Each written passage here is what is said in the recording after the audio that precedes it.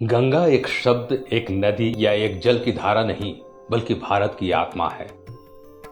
गंगा न होती तो भारत कभी अध्यात्म के मार्ग में इतनी उन्नति नहीं कर पाता। गंगा का उद्गम हिमालय से होता है। गंगोत्री को गंगा का उद्गम स्थल माना गया है। गंगोत्री उत्तराखंड राज्य में स्थित एक तीर्थ है। सबसे पहले गंगा का अवतरण होने के कारण ही ये स्थान गंगोत्री कहलाया, किंतु असल में गंगा का उद्गम कुछ किलोमीटर और ऊपर श्रीमुख नामक पर्वत से होता है। वहां गोमुख के आकार का एक कुंड है जिसमें से गंगा की धारा फूटती है। इस गोमुख कुंड में पानी हिमालय के और भी ऊंचाई वाले स्थानों से आता है। हिमालय से निकलकर ये नदी प्रारंभ में 3 धाराओं में बंटती है: मंदाकिनी, अलकनंदा और भागीरथी। उत्तराखंड के देवप्रयाग में अलकनंदा और भागीरथी का संगम होने का दृश्य बड़ा ही विख्यात है। बाद में ये धारा गंगा के रूप में हिमालय से ऋषिकेश और फिर हरिद्वार के बाद मैदानी इलाकों में प्रवेश करती है। इसके बाद ये नदी उत्तराखंड के बाद उत्तर प्रदेश होते हुए बिहार में पहुंचती है और फिर पश्चिम बंगाल के हुगली पहुंचती है। इसके बाद ब्रह्मपुत्र नदी से मिलकर गंगा समुद्र में समा जाती है।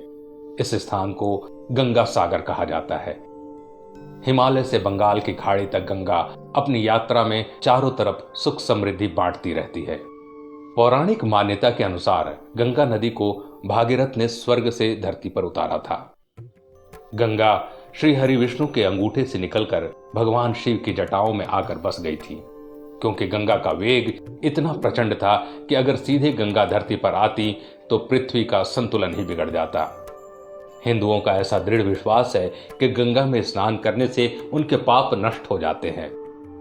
हर हिंदू की अंतिम इच्छा यही होती है कि मरने के बाद उसकी अस्थियां गंगा जी में प्रवाहित की जाएं।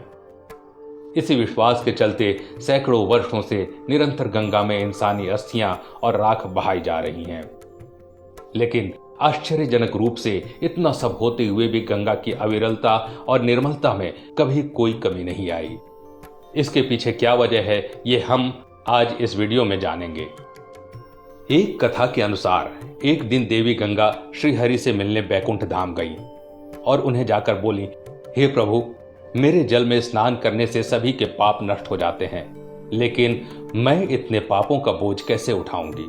मेरे में जो पाप समाएंगे उन्हें मैं कैसे समाप्त कर पाऊंगी? इस पर श्री हरि बोले कि गंगा, जब साधु संत और वैष्णव जन आकर आप में स्नान करेंगे तो आपके सभी पाप धुल जाएंगे। वैज्ञानिक जांच से पता चला है कि गंगा जल में पारा अर्थात मरकरी विद्यमान होता है, जिसमें हड्डियों में जमा कैल्शियम और फास्फोरस पानी में घुल जाता है। ये तत्व गंगा जल को साफ करते हैं, जबकि बची हुई हड्डियां गंगा में निवास करने वाली जलीय जंतुओं के लिए एक पौष्टिक आहार है। वैज्ञानिक दृष्टि से हड्डियों में गंधक होता है, जो पारे के साथ मिलकर पारद का निर्माण करता है। धार्मिक दृष्टि से पारद शिव का प्रतीक है और गंधक शक्ति का। एक बात और जिससे वैज्ञानिक भी हैरान है, वो ये कि गंगा जल कभी खराब क्यों नहीं होता।